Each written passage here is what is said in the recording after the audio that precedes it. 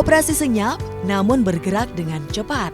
Setelah mengajak sang kekasih Sirajuddin Mahmud menghadap orang tuanya, sekitar 2 pekan lalu, kemarin Zaskia Gotik giliran menyambangi keluarga Sirajuddin di Balikpapan, Kalimantan Timur. Video dan foto Zaskia tersebar di media sosial. Masyarakat dan terutama netizen langsung melahapnya. Tetap sih ada yang nyinyir, maklum, meski kaya raya, sang calon suami bukan jejaka, tapi duda dengan 1 anak. Pria ini juga punya rekam jejak pernah menikah dengan artis, yakni bintang sinetron Email Putri. Namun di lain pihak, banyak pula yang mendoakan Zaskia Gotik berjodoh dengan Sirajuddin. Yang semoga selamat semuanya, berkah semuanya. Ya memang kalau memang udah jodohnya, ya mau dibilang apa ya memang Abah terimain istilahnya. Mau di mana dirayainnya terserah Neng, itu aja. Nah, terserah Neng, kapan waktunya siap. Yang penting ya itulah cari yang benar, jangan sampai terulang lagi. Yang udahlah tutup buku yang udah mah. Nah yang baru ini jangan sampai terulang lagi seperti dulu. Ayah Zaskia sudah memberi lampu hijau bagi Zaskia dan Sirajuddin. Sebagai orang tua, Sosin sepertinya bisa melihat dengan mata hati saat bertemu Sirajuddin. Matang, mapan, tenang, dan juga sangat sopan. Pria parubaya ini juga melihat betapa berbunganya Zaskia ketika menggandeng Sirajuddin.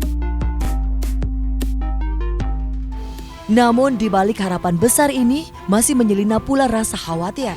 Sosin sepertinya trauma akan kejadian yang menimpa putrinya sekian tahun lalu. 2 kali putrinya bertunangan, namun berakhir dengan memalukan. Pertama, di Pinang Vicky Prasetyo di tahun 2013 silam. Acara tergelar besar-besaran, undangan banyak tamu dan bahkan media.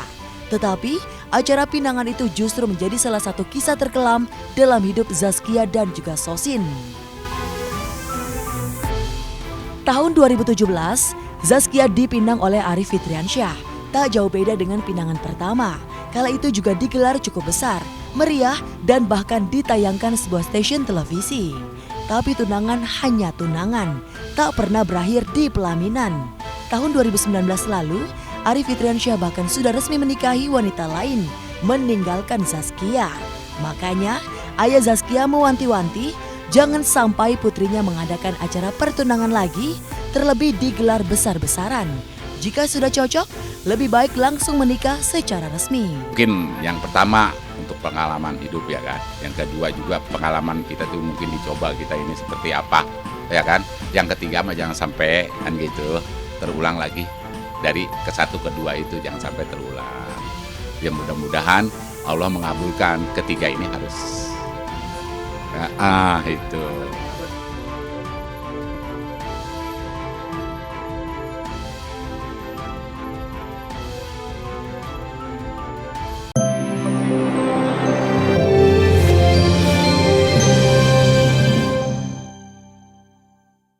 Arsy ini ya sama Arsya, ya tontonannya itu benar-benar Indonesia banget.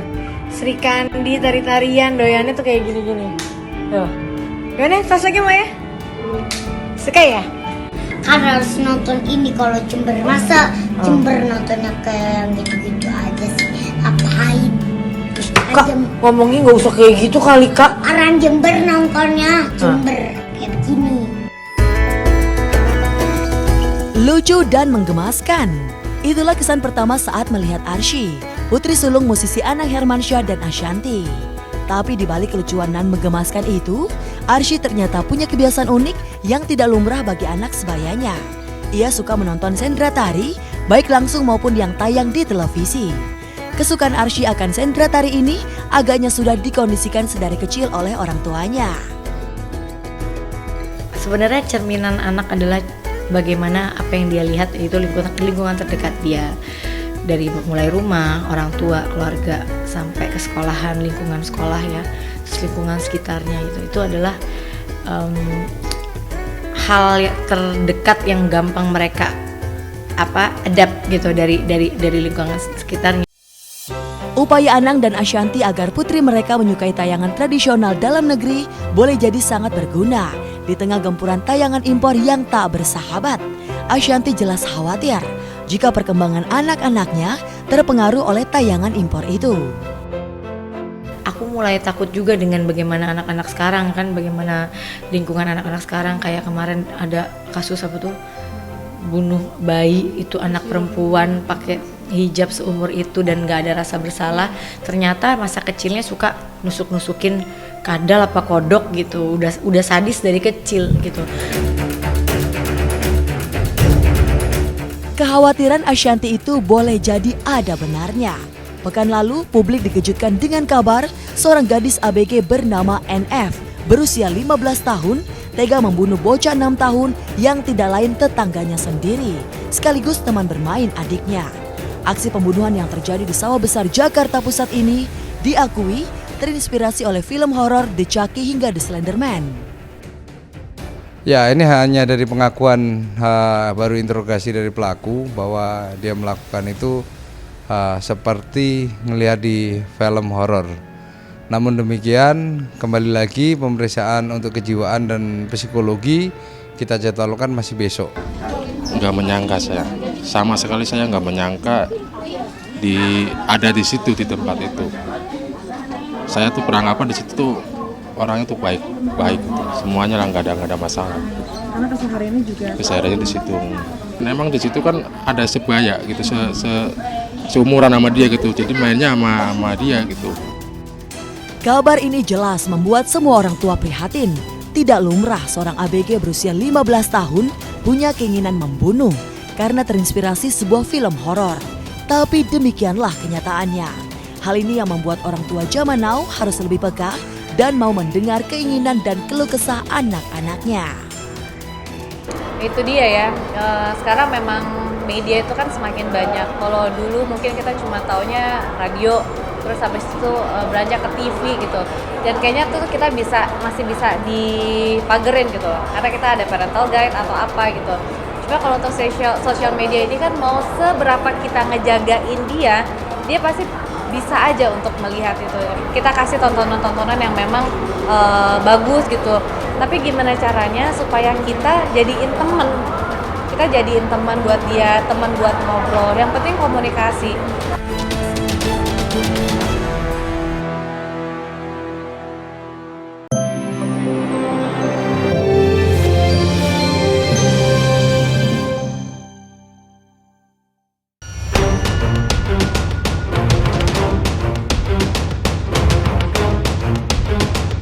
Ironis, satu kata inilah yang pas menggambarkan sosok Ririn Ekawati. Dikenal tak hanya sebagai wanita yang sangat cantik, tapi juga tangguh, tegar, dan sekaligus sangat mandiri. Ya, sejak suaminya meninggal akibat penyakit leukemia, Ririn pun jadi single parent membesarkan dua buah hatinya, Jasmine Salsabila Abeng dan Abigail Katslea Putri. Namun, semua image baik Ririn luntur sejak Sabtu malam lalu, ketika ia ditangkap tim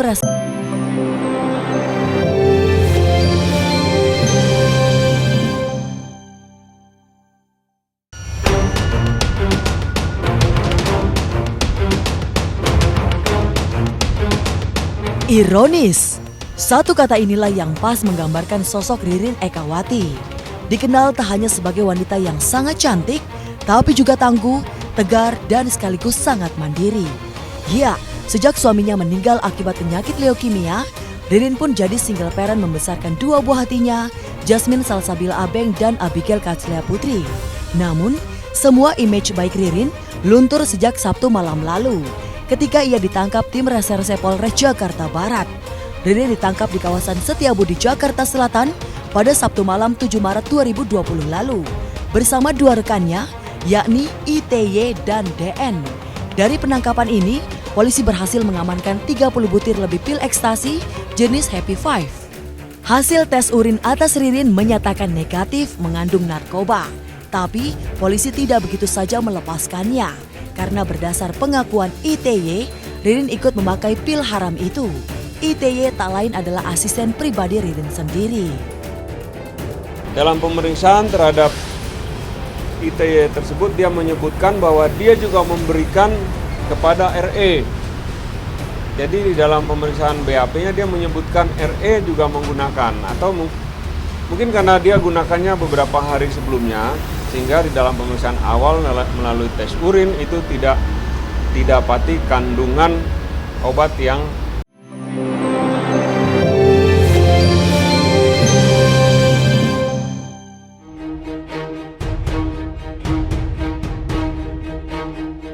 Setelah melalui perjalanan yang sangat panjang serta ketatnya kompetisi di tiap pekan, akhirnya Robbie Konstantin menjadi kampiun di The Great Magician.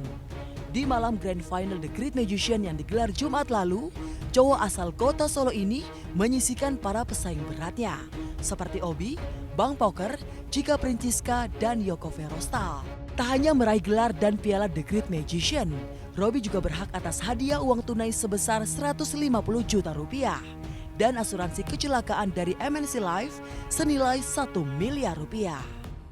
Seru, ini dia pemenangnya ini. Wah, saya banyak terima kasih sama GTV, sama para judges, terutama tim konsultan Trilogy. Tanpa mereka saya nggak bisa seperti ini. Terima kasih buat Pak Demian juga, meng-coaching saya terus. Terima kasih Pak, makasih. buat saya memang dia layak banget jadi seorang pemenang di Indonesia.